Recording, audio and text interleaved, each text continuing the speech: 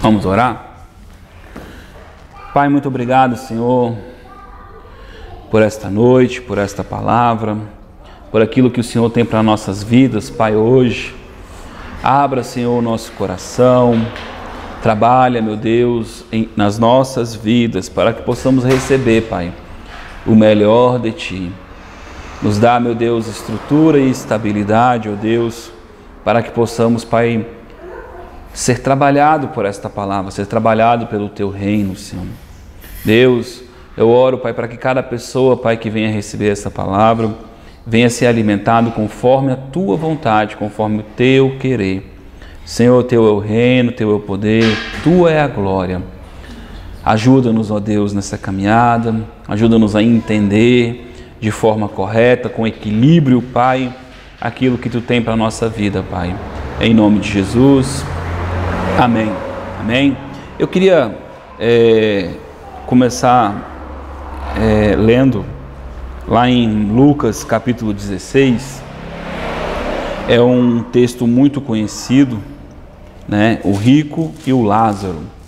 Nesse texto, a gente vai fazer menção da caminhada, né? Da caminhada que na vida da gente a gente tem e as escolhas que são feitas e como a gente enxerga o mundo, né? Os nossos valores, as nossas percepções. E aqui fala de dois homens que um era rico e o outro era pobre. E quando a gente fala de alguém abençoado, a gente sempre imagina alguém abastado, cheio de dinheiro, cheio de provisão financeira. E isso não necessariamente é uma verdade. Assim como também alguém pobre, não significa que essa pessoa é misericordiosa, piedosa, porque senão a gente iria nas favelas, nesses lugares, não teria assaltante, não teria bandido, não teria essas coisas, né? E isso é uma mentira, né? A Bíblia diz assim, não pode o homem servir a dois senhores, né? Ou agradar a um ou desagradar a outro, né? Ou ele agradará a Deus ou as riquezas, né? Mas vamos ler aqui o que diz essa parábola. Ora, havia certo homem rico que se vestia de púrpura e de linho finíssimo e vivia todos os dias no luxo. Havia também certo mendigo chamado Lázaro que estava coberto de feridas à porta daquele. Então você percebe que existia um conforto, um cuidado, né, toda uma estrutura. Já outro vivia em sofrimento, em tormento, né? E desejava alimentar-se com as migalhas que caía da mesa do rico. Os próprios cães vinham lamber as suas feridas. Morreu o mendigo, foi levado pelos anjos para junto de Abraão. Morreu também o rico e foi sepultado. No inferno estando em tormento, ergueu os olhos e viu de longe a Abraão e Lázaro junto dele. Então clamou: Pai Abraão, tem misericórdia de mim e manda a Lázaro que molhe na água a ponta do seu dedo e me refresque a língua, porque estou atormentado nessa chama. Abraão, porém, respondeu: Filho, lembra-te que recebeste os teus bens em vida, ao passo que Lázaro somente males, mas agora ele é consolado e tu atormentado. Além disso, tem um grande abismo entre nós e vós, de modo que os que quisessem passar daqui para vós não poderiam, e nem os que de lá para cá. Respondeu ele: Peço-te, ó Pai, que o mandes à casa do meu pai, pois tenho 5 irmãos, que eles lhes dê testemunho, a fim de que não venham também para este lugar de tormento. Disse-lhe Abraão: Tem Moisés e os profetas, ouçam-nos. Disse o rico: Não, pai Abraão, mas se algum dos mortos fosse ter com eles, se arrependeriam. Respondeu Abraão: Se não ouvem a Moisés ou aos profetas, tampouco acreditarão, ainda que algum dos mortos volte à vida. Então você percebe que Lázaro, a Bíblia não fala que ele era um homem justo, mas para ele herdar o céu, ele certamente era um homem justo. E o rico, você vê que ele fala de arrependimento. Se eu for até eles e contar a verdade, eles vão se arrepender. Então você percebe que o que faltou no rico foi arrependimento. Ele preferiu viver a sua vida no seu luxo, no seu conforto, no seu glamour, pensando apenas em si, né? Lá em Eclesiastes, capítulo 5:11, é um texto que eu gosto muito, gosto de verdade desse texto. Mas vamos pegar aqui primeiro Mateus mesmo, Mateus 6:33, está mais pertinho. Mateus 6:33 diz assim, ó: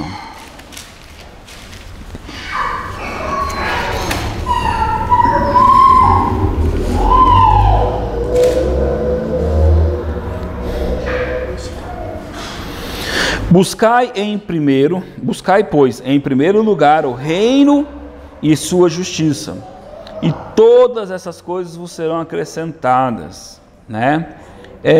Quais são as coisas, né? São as coisas que nós necessitamos no nosso dia a dia, tá?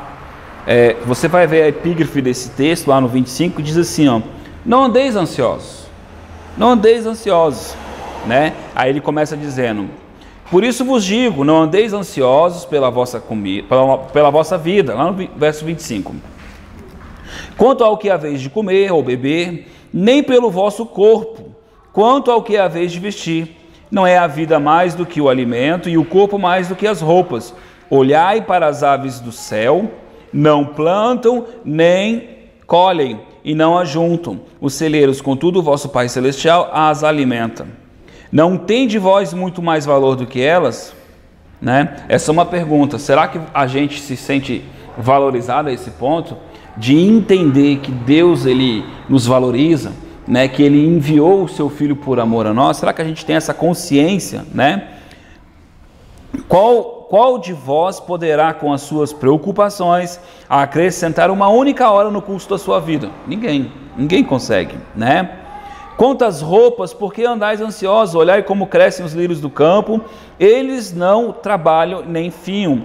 Eu, porém, vos digo, que nem mesmo Salomão em toda a sua glória se vestiu como qualquer deles.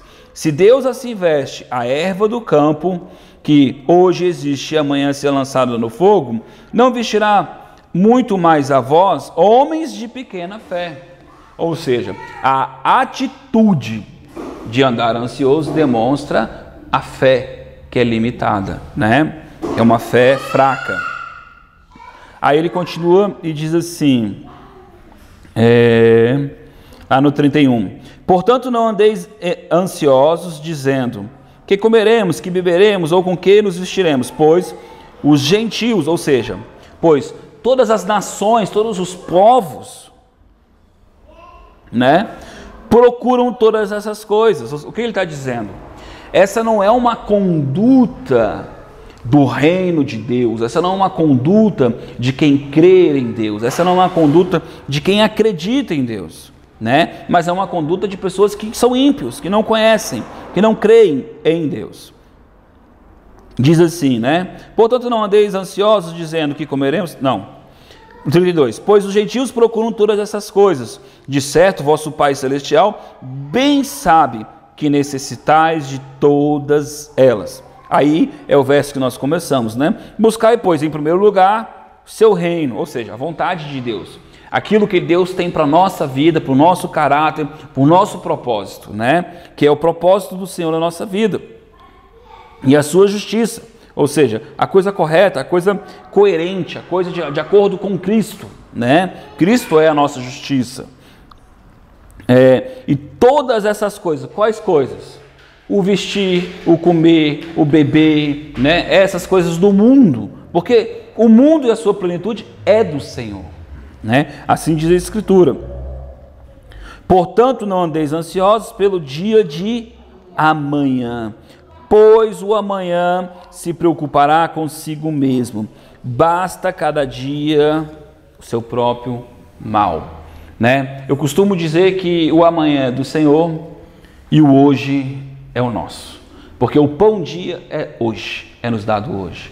Todos os dias Deus tem suprimento para a nossa vida, todos os dias Deus tem alimento, né? Aí as pessoas, elas confundem as coisas, elas acham que o cara, para ser cristão, tem que ser miserável. Não, o miserável é aquele que é servo do dinheiro, o miserável é aquele que ama o dinheiro. A Bíblia diz: a raiz de todos os males é o amor ao dinheiro. Então esse homem é miserável, esse homem é cego, como diz lá, miserável homem que sou, cego, pobre e nu, né? Por quê? É pobre literalmente de espírito, pobre literalmente porque ele não tem um propósito em Deus, né?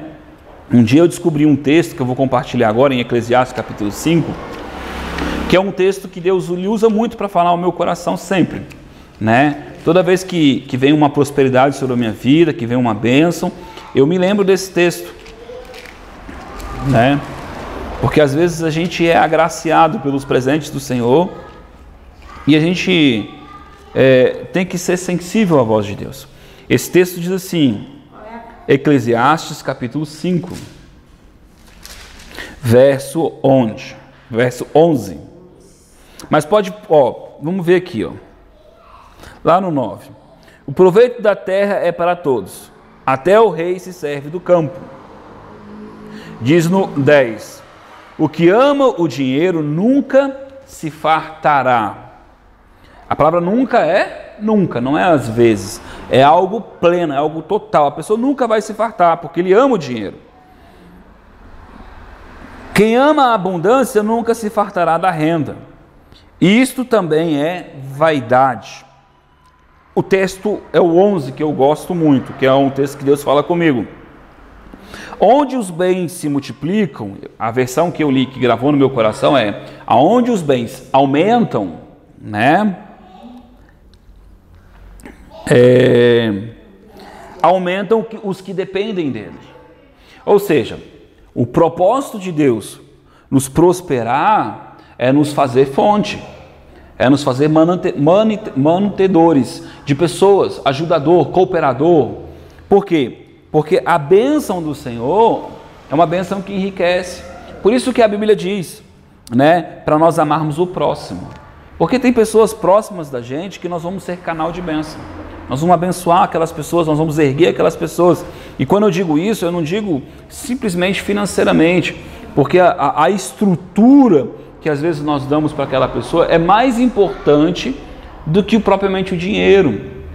A dose da bênção, a dose daquilo que Deus tem para as pessoas, tem que ser conduzida pelo Senhor. Por quê?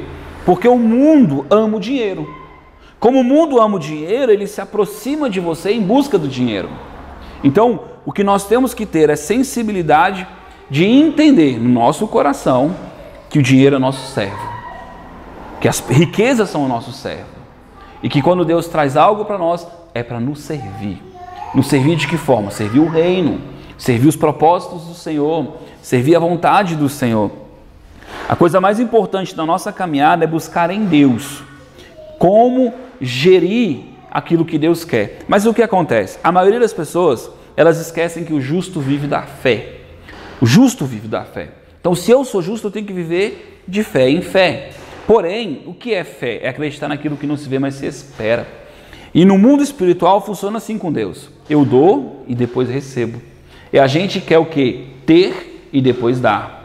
A Bíblia diz que nós temos que ser abençoadores, para que aquele que é fiel no pouco, Deus multiplica, né? Por isso que é dando que se recebe. Mas esse ato de dar não é simplesmente só o dar o dinheiro. É dar os teus sonhos, dar as tuas vontades, dar os teus projetos, dar a tua vida para que Deus de fato conduza, né? Uma vez Deus perguntou para mim se eu queria ser um pedinte ou um abençoador. Ou seja, você quer ser uma lagoa, um açude, ou você quer ser um manancial? Você quer ser uma fonte? Eu disse: Senhor, claro que eu quero ser um abençoador. Aí Deus falou para mim assim: então dê, abençoe, ajude. Por quê? Porque quem abençoa, Deus provê. Deus provê, Deus provê. E a provisão de Deus, ela é uma plenitude que está acima do dinheiro. É um cuidado do Senhor. É a bênção do Senhor na nossa vida. Mas o homem natural não é assim. Ele quer ter segurança nas coisas físicas, né? Maldito o homem que confia no homem, que do seu braço faz sua força. Uns confiam em carros, outros em cavaleiros, mas eu me glorio em confiar no Senhor. Por quê? Porque a nossa confiança vem do Senhor. É Ele que mantém a nossa saúde, Ele que mantém a nossa provisão, Ele que mantém tudo aquilo que de fato é real e verdadeiro, né? Mas muitas vezes nós baseamos a nossa caminhada naquilo que nós temos, naquilo que nós almejamos, naquilo que nós buscamos, porque achamos que isso vai nos favorecer para ter uma vida melhor. Quantas foram as pessoas, né? Eu já vi muitas vezes as pessoas dizerem assim para mim: não, dinheiro realmente não é felicidade, nem traz felicidade, mas ele ajuda. Eu digo: quando a tua alegria está no dinheiro, realmente você vai ter uma alegria muito passageira, né? O texto que nós lemos de Lázaro e o rico demonstra que essa busca pelo prazer, ela realmente pode trazer um acréscimo para a nossa vida momentâneo, né? Mas tudo que você busca e o teu coração está nisso, faz com que você fique preso a isso. Você não é liberto de fato. E Cristo veio para que nós fôssemos livres, né? Se de fato Cristo vos libertar, verdadeiramente sereis livres. E aquela pessoa que anda apegada a si mesmo, essa pessoa, ela ainda não encontrou o Senhor. Ela precisa morrer, ela precisa mudar. Eu conversava com uma pessoa hoje, eu falei assim: cara, eu não duvido que Deus use essa pessoa. Eu não duvido que debaixo do dom, Deus possa operar e manifestar. Eu não duvido. Agora, existe uma grande diferença entre Deus manifestar através do dom em prol da igreja, independente do caráter da pessoa, porque o dom só funciona para a igreja. Ele é um dom para a igreja. Então, quando você opera o dom da maneira correta, ele funciona. Não significa que o caráter dessa pessoa é aperfeiçoado, ou moldado, ou transformado. Existe uma diferença entre eu ser o portador de um dom e eu ser ungido de Deus. Eu ser um homem separado de Deus. Eu ser um homem em que a unção de Deus está entranhada na minha vida, né? Porque existem pessoas que fabricam unção. Elas fazem propósito, elas fazem diversos atos para que gerar unção. Agora Deus, Ele consegue ver o coração, Ele consegue ver onde estão as prioridades daquela vida, né? Porque buscar em primeiro lugar. Deus não pode ser secundário. Enquanto Deus for secundário, ou Deus estiver em lugar de disputa com alguma coisa, Deus ainda não é o seu Senhor, né? E isso é um fato, né? Então você ainda está caminhando ao senhorio de Cristo, você está caminhando a conhecer e prosseguir o Senhor. Primeiro, para que Deus seja o nosso Senhor, Ele tem que de fato matar o nosso eu, né? E a pergunta que sempre é feita, né? Como devo morrer? Essa é uma pergunta que só o Espírito Santo Ele pode responder à nossa vida, porque Ele esquadrinha o nosso coração. Mas enquanto o homem coloca a sua vida acima daquilo que é importante, tem pessoas que protegem o seu passado, pessoas que protegem o seu presente, pessoas que protegem a sua imagem pessoal, pessoas que protegem o seu futuro, né? Se eu fizer isso, eu vou perder isso, se eu fizer aquilo, eu vou perder aquilo outro. E enquanto você calcula as coisas dessa forma, a sua confiança ainda é você, não é o Senhor, né? Os grandes milagres de Deus aconteceram quando a pessoa se jogou, né? Esses dias eu ilustrei trazendo a mulher do fluxo de sangue, porque era um exemplo muito bom disso. Ela estava ali disposta a pagar o preço pela morte. Ou ela ficava escrava o resto da vida, ou ela corria o risco da morte em busca daquilo que ela acreditava, né? E vida com Cristo é literalmente uma morte, é uma entrega, né? E muitos de nós não conseguimos nos entregar ao ponto de confiar no Senhor dessa forma. A gente confia muito mais naquilo que nós enxergamos, controlamos e vemos. Por quê? Porque somos os senhores da nossa vida. E Deus não disputa senhorio com ninguém. As pessoas perguntam assim, por que Deus permite a maldade no homem? Não. Deus deu o governo do mundo ao homem. Como Deus deu ao homem, o homem dá a quem ele quer. E o homem deu a Satanás. Mas mesmo Deus dando a Satanás, o homem agora ele está cativo do seu inimigo. Mas se o homem buscar a Deus de todo o seu coração, com toda a sua alma, com toda a sua força, ele vai encontrar. E Deus faz o homem a menina dos seus olhos. Deus vai proteger. Deus vai chamar esse homem de Israel. Deus vai guardar de uma forma. A Bíblia diz que os anjos vão ficar ao nosso redor, guardando a nossa vida, guardando aqueles que temem e amam o Senhor, aqueles que de madrugada buscam o Senhor. E a verdade é, aonde está o nosso coração? Né? Até que ponto o nosso coração está entregue em Deus? Né? Às vezes a gente olha as igrejas, né? Hoje eu ri muito com um amigo meu, ele me contando as meninices na igreja, sabe? Assim, as pessoas brigando porque não cumprimenta, porque fala, porque não fala, mas de verdade não conseguindo, se depender de ti, tenha paz com todos.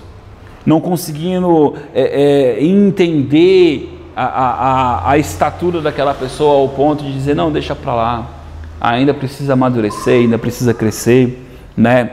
Suportar uns aos outros para que viva em união, tá? Então, o que Deus colocou no meu coração essa noite fala a respeito da nossa caminhada, o quanto é necessário que a gente quanto é necessário a gente morrer para si. Morrer em conhecimento, morrer em sabedoria, no sentido porque não quer dizer que a Bíblia diz que Deus não coloca vinho novo em odres velhos. Deus não vai colocar aquilo que é bom em uma estrutura caída, em uma estrutura que não vai conseguir receber aquilo. Por isso que ele precisa do novo homem. Ele precisa de um homem aberto ao ensino do Senhor, a um coração contrito, um coração humilde, um coração que está apto a se abrir para o novo, né? E a gente às vezes tem traumas, tem problemas, um histórico ruim, um ensino ruim da vida, do mundo, fomos cativos em prisões espirituais, da mente, sofismas, e Deus ele quer trazer ao nosso coração a verdadeira verdade, aquilo que de fato é, né? Não o que parece. Amém? Eu queria aproveitar e orar, né, já que a gente está gravando, para que as pessoas também possam orar nesse momento, em função dessa palavra. Pai, nós te apresentamos, ó Deus, as nossas vidas. Meu Deus, quantas vezes, Senhor, a nossa vontade, o nosso coração, Senhor, nos enganou. Porque enganoso é o coração do homem, mais enganoso do que todas as coisas.